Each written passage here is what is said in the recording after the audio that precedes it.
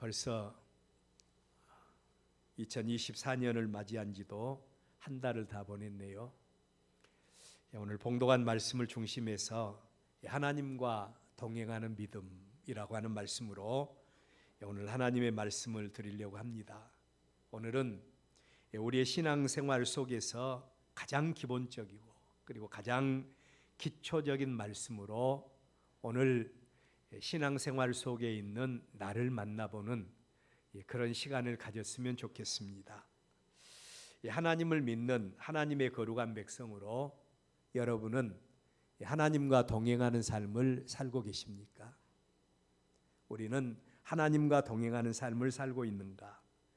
똥딴지같이 들려지는 말씀이기도 하지만 의외로 하나님을 믿는다고 하면서도 하나님과 인격적인 만남을 통해서 하나님과 동행하는 믿음보다는 하나님의 뜻과는 전혀 상관없이 우리는 늘 내게 필요할 때만 하나님을 찾는, 그제 어떤 성도가 전화를 했어요. 목사님, 우리 가정에 이런 일이 있는데 기도해 주셔야 되겠습니다. 물론 제가 늘 기도하지요. 새벽마다 잊지 않고 기도합니다.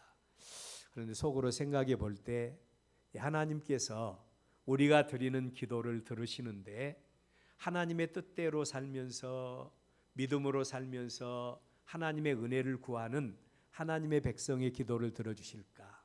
아니면 하나님과 평소에는 전혀 상관없이 살다가 필요할 때 하나님 구하면 하나님께서 그 기도를 어떻게 생각하실까?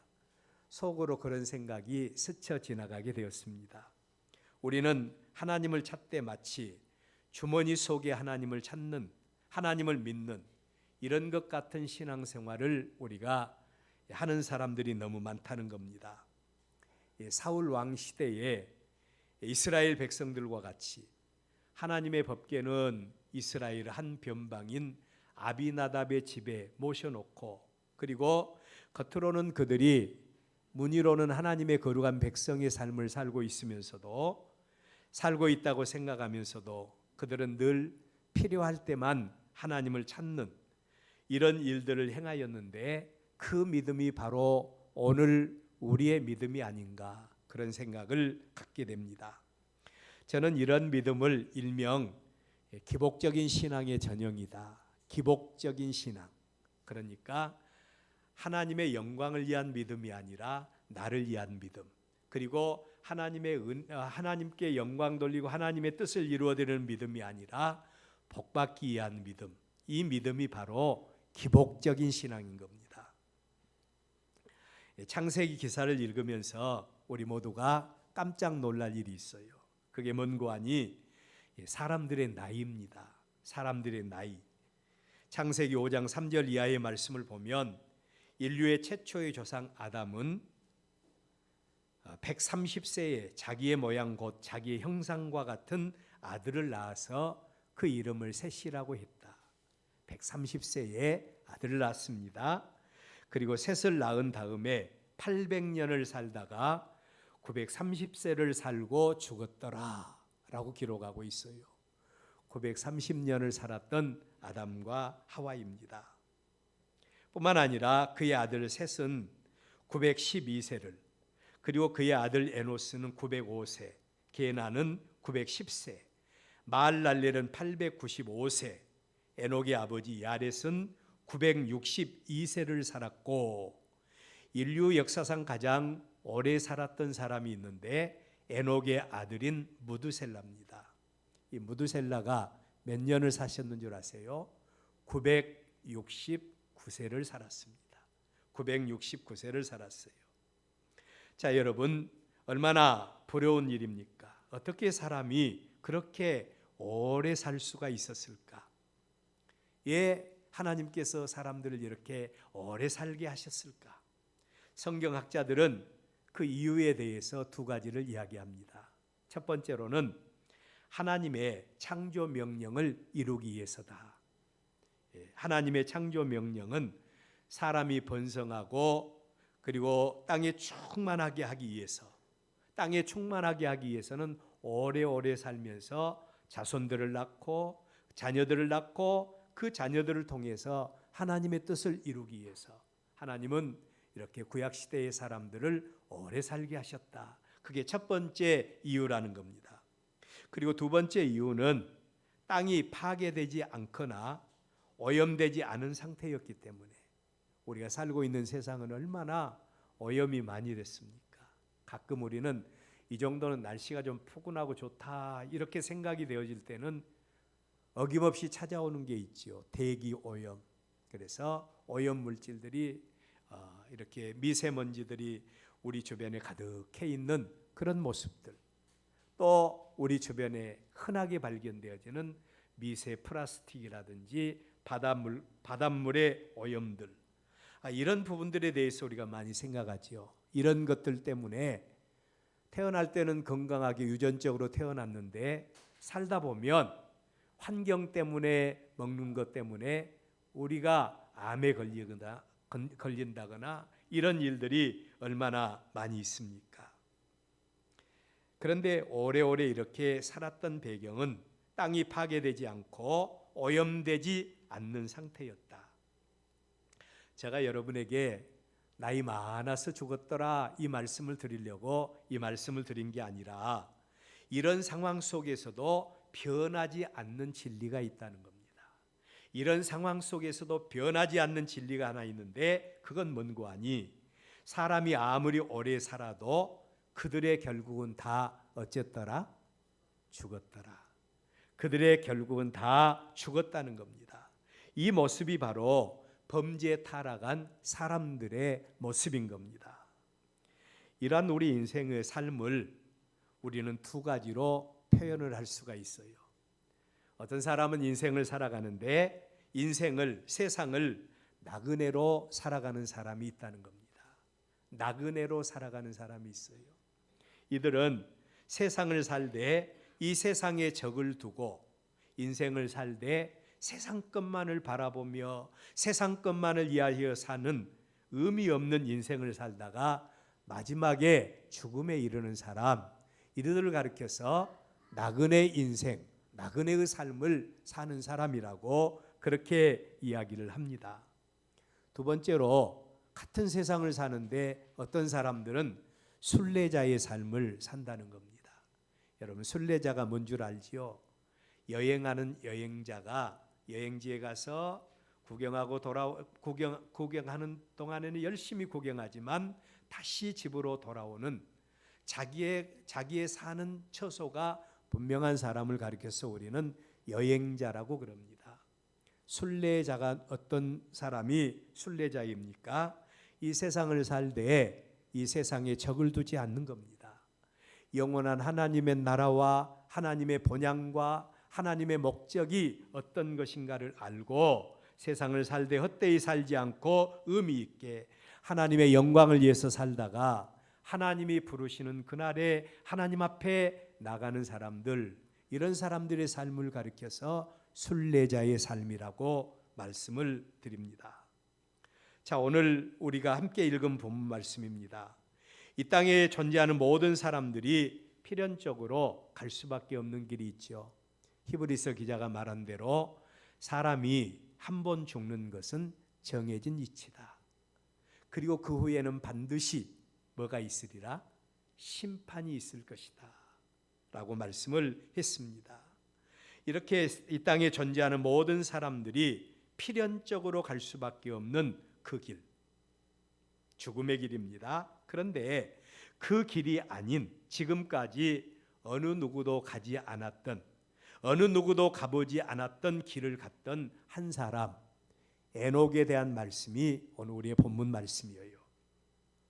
24절, 에녹이 하나님과 동행하더니 하나님이 그를 데려가심으로, 하나님과 동행하더니 하나님이 그를 데려가심으로 세상에 있지 아니하였더라. 세상에 있지 아니하였더라.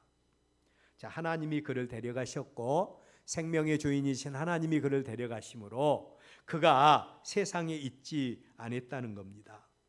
우리는 이 에녹의 삶에서 두 가지 특이점을 발견할 수 있어요. 하나는 에녹이 하나님과 동행했다고 하는 말씀입니다. 하나님과 동행했더라. 두 번째로는 그랬더니 하나님이 그를 데려가심으로 에녹이 죽음의 관문을 통과하지 않고 하나님 나라로 옮겨가게 되었다라는 말씀이에요. 에녹이 어떻게 해서 모든 사람들이 가는 그 길이 아닌 전혀 다른 길, 사람들이 상상도 할 수 없는 그 길을 갈 수 있었을까요? 사도 바울은 로마서 3장 23절에서 모든 사람이 죄를 범하였음에 하나님의 영광에 이를 수 없었다. 모든 사람이 죄를 범했고 죄의 싹은 사망인데 이 죄로 말미암아 모든 사람이 하나님의 영광에 이를 수 없어요. 모든 사람이 죽음의 길을 통해서 하나님 앞에 나갈 수밖에 없는데, 그런데 에녹은 이 모든 사람들과는 다른 길, 모든 사람이 죄의 권세 가운데 자유가 없었지만 에녹은 하나님이 베푸시는 은혜의 길을 알았다는 것입니다. 은혜의 길을 알았고 죄에 머물지 않고 하나님과 동행하는 삶을 살았더니 죄의 심판자 되신 하나님이 그를 세상에 두지 않으시고 하나님 나라로 데려가셨다는 겁니다. 오늘은 이런 말씀들을 배경으로 하면서 우리는 하나님과 동행하는 삶을 살고 있는가? 오늘 저와 여러분에게 깊이 한번 질문해 보는, 그리고 또한 하나님의 말씀을 통해서 나를 만나는 은혜가 있기를 축원합니다. 첫째로 생각할 말씀입니다. 하나님과 동행하는 삶을 위해서 필연적으로 필수적으로 통과해야 될 통과 의례가 하나 있어요. 어떤 사람이 하나님과 동행할 수 있는가? 한번 따라서 해볼까요? 하나님과의 진정한 만남이 있는 사람이다. 어떤 사람이 하나님과 동행하는 삶을 살 수 있는가 물어본다면 하나님과의 진정한 만남이 있는 사람이 하나님과 동행하는 삶을 살 수가 있다는 겁니다. 교회 안에도요, 두 가지 성도가 있어요. 한 성도는 그냥 교회만 왔다 갔다 하면서 하나님과 진정한 만남이 없고 인격적인 교제가 없이 종교적으로 기복적으로 신앙생활하는 성도가 있을 수 있습니다. 그러나 또 교회 안에는 하나님과 진정한 만남을 통하여 내가 누구인가를 깨닫고 내가 죄인인 것을 깨닫고 죄로 인해서 죽을 수밖에 없는 자였는데 하나님이 나를 사랑하사 그 아들 예수님을 이 땅에 보내셨고 우리의 죄를 대속하셨고 그를 믿는 자에게 하나님의 자녀가 되는 권세를 주셨다는 사실이 인격적으로 믿어지는, 하나님과 진정한 관계가 이루어진 이런 신실한 하나님의 백성들이 교회 안에 있을 수 있어요. 에녹이 평생을 하나님과 동행하는 삶을 살게 되었던 배경이 있습니다. 우리 본문 21절 22절 우리 한번 읽어볼까요? 21절 22절입니다. 시작. 에녹은 65세에 무드셀라를 낳았고 무드셀라를 낳은 후 300년을 하나님과 동행하며 자녀를 낳았으며. 아멘. 자, 보통 사람 에녹이 하나님과 동행하는 삶을 살게 되었던 배경에는 뭐가 있었는고 하니 하나님의 은혜가 있었습니다. 하나님의 은혜가 있었어요.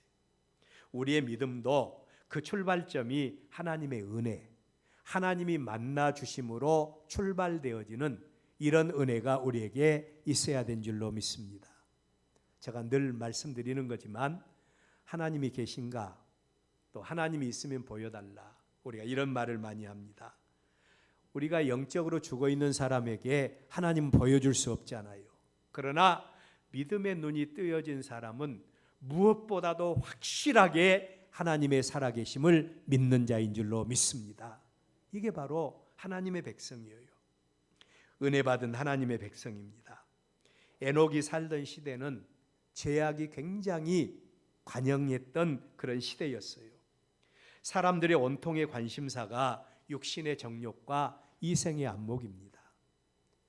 여러분들 노아 시대의 모습을 보면 사람들이 시집가고 장가가는 일에 굉장히 많은 노력들을 시간들을 할애했던 모습을 볼 수 있는데요. 그 시집가고 장가간 일이 어떤 일인고 하니 보통 결혼을 의미하는 게 아니에요.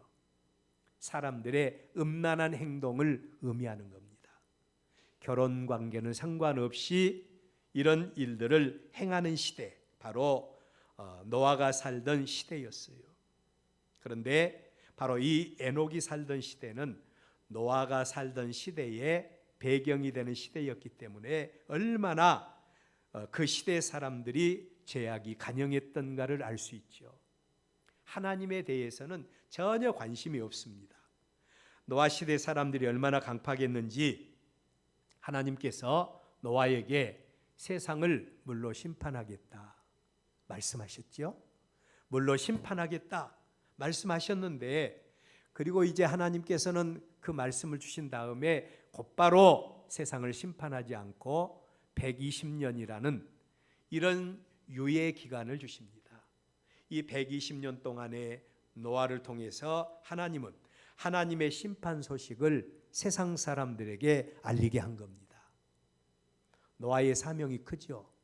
노아가 사명을 잘 감당하면 세상이 노아를 통해서 구원받을 수도 있어요. 그러나 노아가 사명 감당하지 못하면 세상은 그것으로 끝나버립니다. 노아의 모습이 누구의 모습과 비슷해요? 오늘 저와 여러분의 모습과 비슷해요. 오늘 우리에게도 예수 그리스도의 생명의 복음이 있잖아요. 믿는 자에게는 하나님의 자녀가 되는 권세를 주셨고, 그를 믿는 자에게는 죄사함과 함께 영광스러운 하나님의 거룩한 백성으로 우리가 거듭남의 은혜를 받게 됩니다. 그런데 우리는 이 생명의 복음을 어떻게 하고 있습니까? 어떤 목사님이 자랑스럽게 자신의 가문에 대해서 자랑하는 걸 들었어요. 자기 집안은 원래 할아버지가 예수님을 믿게 되었는데 이 할아버지는 머슴살이 하시던 분이었다 그러더라고요. 머슴살이 하던 할아버지. 그런데 그분이 선교사님을 통해서 예수님을 믿게 되었어요.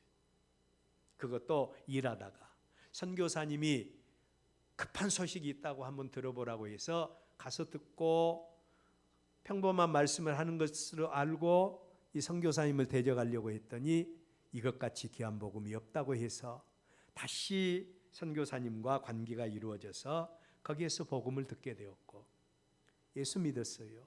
자기만 믿는 것이 아니라 집에 돌아와서 아내와 그리고 사랑하는 자녀들에게 복음을 전했고, 가정이 이 머슴이신 할아버지를 통해서 구원받았는데 그 후손들이 이제 1대, 2대, 3대, 4대 지나고 보니까 후손들이 72명이나 됐다 그러더라고요. 72명.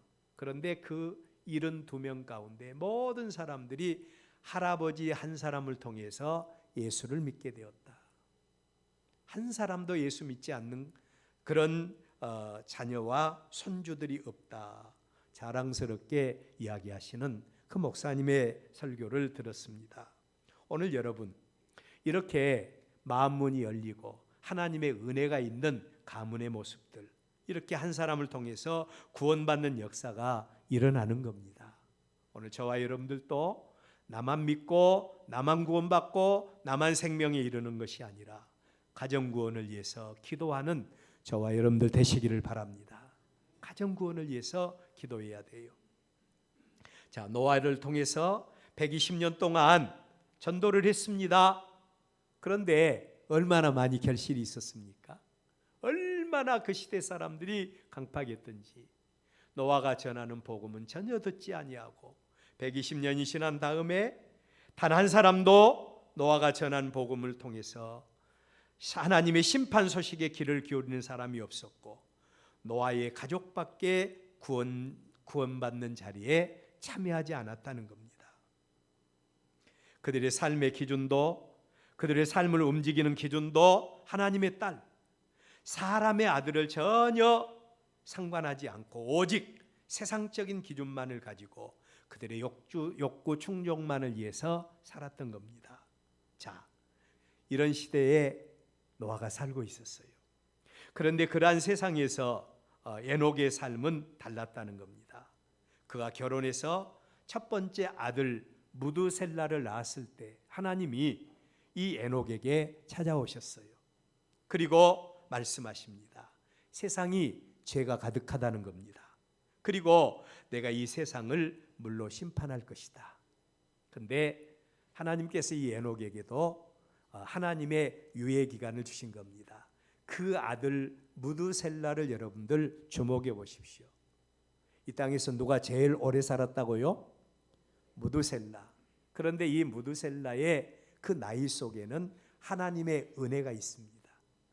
무두셀라가 죽으면 하나님께서 이 세상을 심판하겠다고 하시는, 물로 심판하시겠다고 하시는 하나님의 계획을 이 에녹에게 말씀하셨던 것 같습니다. 하나님은 이렇게 하나님의 긍휼에 풍성하신 하나님은 그러한 세상에 대해서 회개할 기회를 주십니다. 사랑의 하나님은 세상에 대해서 심판을 단행할 때 반드시 인내하고 참고 기다리는 자세를 취해요. 베드로후서 3장 3절 이하의 말씀을 보면 먼저 이것을 알 것이니 말세에 조롱하던 자들이 와서 자기의 정욕을 따라 행하여 조롱하여 이르되 주께서 강림하신다는 약속이 어디 있느냐? 조상들이 잔 후로부터 만물이 처음 창조될 때와 같이 그냥 있다.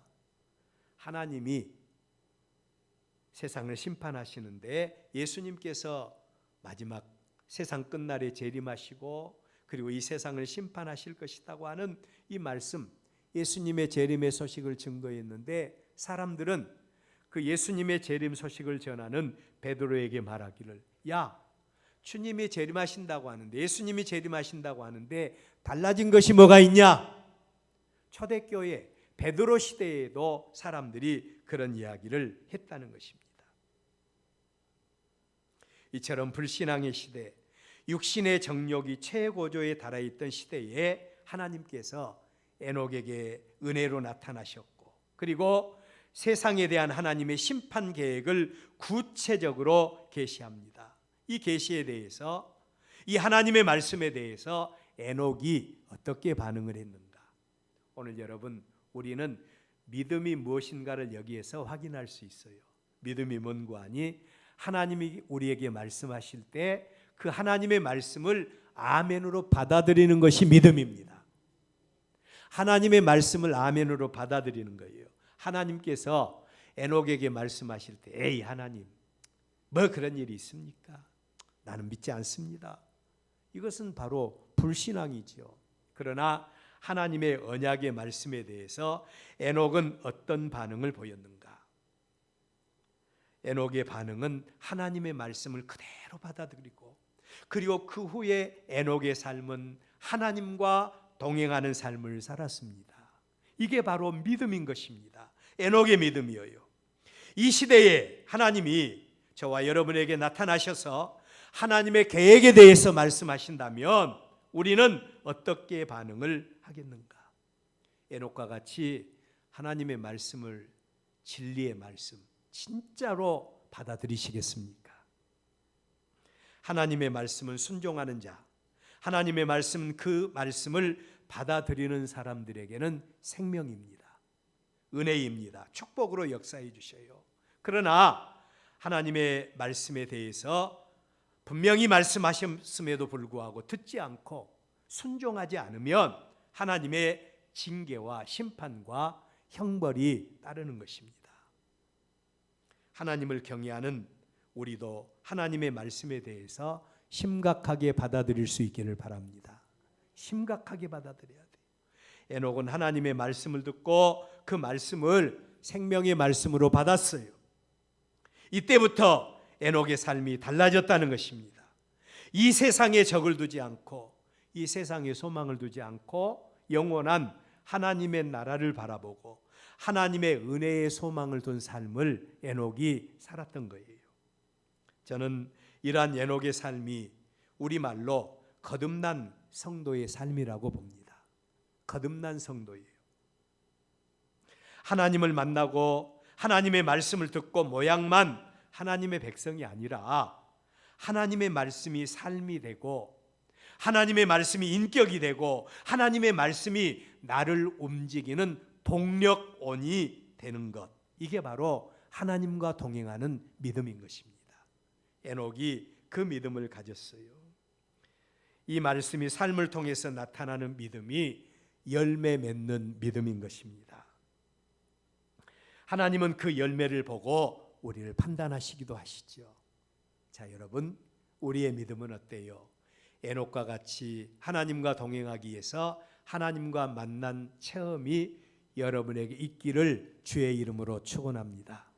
두 번째로, 하나님을 만난 체험으로 거듭난 에녹은 일상생활 속에서 어떻게 살았는고 하니 우리 한번 따라서 해볼까요? 하나님과 동행하는 삶을 살았다. 예, 하나님을 만난 체험으로 거듭난 하나님의 백성들은 그들의 일상 삶을 통해서 하나님과 동행하는 삶을 살게 되는 겁니다. 여기서 동행이라고 하는 말은 두 가지 의미가 있어요. 첫째로는 결혼의 의미가 있답니다. 결혼한 부부는 몸은 분명히 둘입니다. 몸은 둘이죠. 그러나 한 마음과 한 뜻과 한 목적을 가지고 한 가정을 이루면서 살아가는 것이 바로 결혼한 부부들이죠. 바로 에녹이 하나님을 만난 체험으로 그리고 하나님과 동행하는 삶을 살았는데 하나님과 결혼한 것 같이 하나님과 한 마음과 한 뜻과 하나님의 목적을 가지고 평생을 하나님과 동행하면서 살았다는 거예요. 두 번째로는 여기 동행이라고 하는 말은 교제와 교통의 의미가 있기도 합니다. 교제한다고 하는 말은 서로 사귄다고 하는 말이죠. 서로 사귀는 관계는 나보다도 상대방을 더 우선시하고 존중히 여기는 그런 마음이 있습니다. 무슨 일을 하든지 에녹은 하나님과 동행하면서 하나님의 뜻을 여쭈었습니다. 하나님, 내가 이 일을 하려고 하는데 하나님의 뜻은 어떻습니까? 하나님과 여쭈었어요. 언제나 하나님의 마음에 들도록 몸과 마음을 가다듬는 자세를 에녹이 가졌습니다. 이게 바로 하나님과 교제하고 교통하는 모습입니다. 이러한 의미에서 하나님과 동행한다고 하는 우리의 모습은 어때요? 비록 하나님과 나는 한 몸은 아니지만 한 마음, 한 뜻, 한 목적을 가지고 사는 그런 삶을 살고 계세요. 하나님과 사귀는 사이로 평생을 살아갈 때 하나님 중심, 하나님을 기쁘시게 하고 영화롭게 하기 위해서 자신을 희생하고 헌신하는 삶을 살고 계신지요? 물론 이런 삶은 내가 판단할 문제가 아니에요. 나는 하나님 이렇게 살았어요. 자기 자신이 판단할 문제가 아니라 우리의 믿음과 우리의 삶은 누가 인정해 줘야 됩니까? 하나님이 인정해 주셔야 되고 하나님이 판단하시고 하나님께서 인정해 주시는 삶이어야 된다는 거예요. 자, 여러분, 오늘 우리의 본문의 에녹은 하나님을 만난 다음에요, 그런 삶을 살았습니다. 아들 무드셀라를 낳은 다음에 하나님을 만난 체험과 하나님의 언약의 말씀을 들은 다음에 에녹의 삶은 이전의 삶과는 180도 다른 삶을 살았습니다. 에녹의 삶을 변화시키는 능력이 어디에 있었습니까? 우리 한번 따라서 해볼까요? 믿음이다. 우리가 믿음이 있습니까? 없습니까? 이걸 논하기 전에 우리의 삶을 보면 알아요. 에녹과 같이 우리의 삶도 하나님을 만난 다음에 변화되는 삶을 살고 있는가? 그렇지 않는 삶을 살고 있는가? 우리 자신을 들여다봐야 합니다. 왜냐하면 우리의 믿음은 추상적인 것이 아니에요. 우리의 믿음은 그냥 지식적으로 알고만 있는 것이 아니라 우리의 믿음은 실상이 되어져야 합니다. 삶 속에서 살아 역사하는 믿음, 에녹과 같이 무려 1, 2년이 아니라 300년 동안 한결같이 하나님과 동행하는 삶을 사는 믿음. 말씀이 능력이 되고 말씀이 살아 역사하는 이 에녹의 믿음이었어요. 오늘 여러분, 하나님을 만나고 그리고 하나님을 만난 체험으로 하나님과 동행하는 성도는 말로만 아닙니다. 지식으로만 아니에요.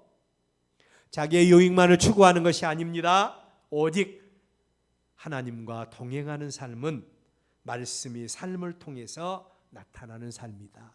변함없이 하나님과 동행하되 그냥 내 마음에 맞으면 믿음으로 살고 내 마음에 맞지 않으면 하나님에게서 떠나는 것이 아니라 얼마나 300년 동안 살면서 그것도 아들, 딸 낳으면서 300년 동안 살았는데 얼마나 많은 문제가 많았겠어요. 우리도 세상을 많이 살아오신 분들입니다.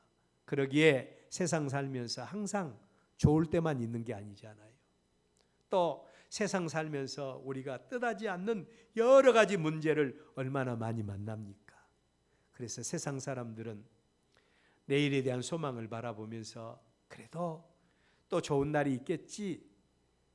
우리 속담에 쥐구멍에도 볕들 날이 있다라고 하는 이런 말들을 많이 사용하기도 합니다. 이게 바로 세상이에요. 얼마나 변화무쌍합니까? 그럼에도 불구하고 300년 동안 하나님께서 바라보실 때 에녹의 믿음은 단 한 번도 변함이 없는 그런 믿음으로 하나님과 동행하는 삶을 살았다는 겁니다. 하나님을 만난 체험을 가진 하나님의 백성의 삶인 줄로 믿습니다. 말씀이 믿음이 실상이 되는 저와 여러분들 되시기를 축원합니다. 마지막으로 변함없이 하나님과 동행하는 믿음의 결론입니다.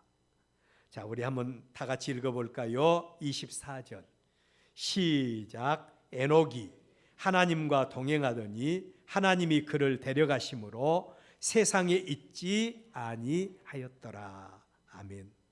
변함없이 하나님과 동행하는 믿음의 사람들에게 하나님께서 은혜 베풀어 주시는데 하나님께서 그들에게 복 주시는데 사람의 이성을 초월한 놀라운 은혜의 역사로 역사해 주세요. 우리는 늘 이성의 굴레 속에서 살아갈 때가 많습니다. 그래서 하나님을 믿는 믿음도 이성의 굴레 안에서 이성의 한계 안에서 우리가 하나님을 믿으려고 해요. 우리 신앙생활에 핑계가 많지요. 아이고 목사님 믿음으로 살아야 되는데 내가 이런 일들 때문에 저런 일들 때문에 얼마나 핑계가 많아요. 우리 신앙생활에 조건도 많아요. 하나님께서 함께해 주셔야 되는데 또 이렇게 내가 믿음으로 살려고 하는데 여러 가지 조건이 많습니다. 왜 우리의 신앙생활에 핑계가 많고 조건이 많고 이유가 많습니까? 그것은 우리의 뜻과 우리의 이성이 하나님보다 더 앞서기 때문에 그래요. 우리의 뜻과 우리의 이성이 하나님보다 더 앞서기 때문에 그런다. 민수기 13장에서 가나안 땅을 정탐하고 돌아온 정탐꾼들이 보였던 반응을 보세요. 그들이 가나안 땅에 갔더니 그 성벽은 성벽은 높고 그리고 또 그 땅에는 많은 사람들이 살고 있고 그리고 그들 가운데는 아낙 족속들이 있고 그들이 군사라면 우리는 개미와 같더라. 이게 바로 가나안 땅을 정탐하고 돌아왔던 10사람의 정탐꾼들이 보였던 반응입니다. 누구도 나무랄 수 없는 반응이죠. 이성적으로 볼 때에 그들의 보고는 하나도 틀린 것이 없습니다. 그들은 분명하게 현실을 직시했습니다. 그런데 여러분, 우리의 믿음은 현실을 직시하고 현실에 타협하는 믿음이 아니라 현실을 초월해서 역사하는 믿음이 되어야 된다는 겁니다. 현실을 초월하라는 거예요. 현실은 이렇고 형편과 처지는 이럴지라도 하나님이 함께 하시면 하나님이 역사하시고 하나님이 영광 받으시고 현실과 이성을 초월해서 역사하신다면 사람의 상상을 초월한 역사가 일어납니다. 여호수아와 갈렙이 가졌던 믿음이죠. 이성을 초월한 믿음은 형편과 처지를 초월한 하나님의 역사가 동반되어집니다. 우리의 본문의 에녹을 보십시오. 22절에 에녹이 하나님을 만났죠. 그리고 그 에녹이 하반절에 보면 하나님과 동행하며 자녀를 낳았더라. 에녹의 믿음은 일시적인 믿음이나 감정적인 믿음이 아니었다고 했습니다. 인격의 중심에서 하나님과 동행했고 그랬기에 일상생활, 어려운 환경 속에서도 300년 동안 하나님과 동행하는 믿음을 가졌던 겁니다. 이 믿음에 대해서 하나님께서 어떻게 역사하셨는가? 사람의 방법으로, 사람의 생각으로는 전혀 상상도 할 수 없는 그 길, 생명의 길, 살아있는 그대로 모든 사람들이 다 한 번 죽는 것은 정해진 이치라고 했지만 이 에녹만큼은 하나님께서 살아있는 그대로 하나님께서 데리고 가는 역사의 주인공이 되었다는 겁니다. 역사의 주인공이 되었어요. 여러분, 에녹만 이 역사의 주인공이 되겠습니까? 오늘 저와 여러분들도 변함없이 하나님을 만난 체험으로 하나님과 동행하며 살 때, 변함없는 믿음으로 하나님의 영광을 위해서 살 때 하나님께서는 우리의 삶 속에서 상상을 초월한 놀라운 역사로 역사해 주실 줄로 믿습니다. 하나님은 살아계십니다. 우리가 살고 있는 세상은 하나님의 은혜가 없이는 살 수 없는 세상이에요. 마치 가나안 땅, 젖과 꿀이 흐르는 땅으로 산과 골짜기가 있어서 물을 흡수하는 땅과 같이 우리가 살고 있는 세상은 변화무쌍합니다. 이러한 세상에 대해서 하나님은 약속하십니다. 뭐라고 약속하셨어요? 내가 하나님이 눈동자와 같이 지키시고 하나님이 너희의 삶 속에서 이른 비와 늦은 비의 은혜를 부어주시겠다. 이게 하나님의 약속이에요. 인생의 진정한 성공은 하나님과 동행하는 믿음 안에서만 이루어진 줄로 믿습니다. 하나님과 동행하는 믿음 안에서만 이루어져요. 우리의 믿음을 점검합시다. 사울과 같이 우리에게 필요할 때만 하나님을 찾는 어리석은 자가 아니라 에녹과 같이 변함없이 어떤 형편과 처지 속에서도 하나님과 동행하는 우리의 모든 믿음의 사람들 되시기를 바랍니다. 상상을 초월한, 사람의 이성을 초월한 하나님의 은혜의 축복과 하나님의 회복의 역사와 치유의 역사가 여러분의 삶 속에 임하시기를 주의 이름으로 축원합니다.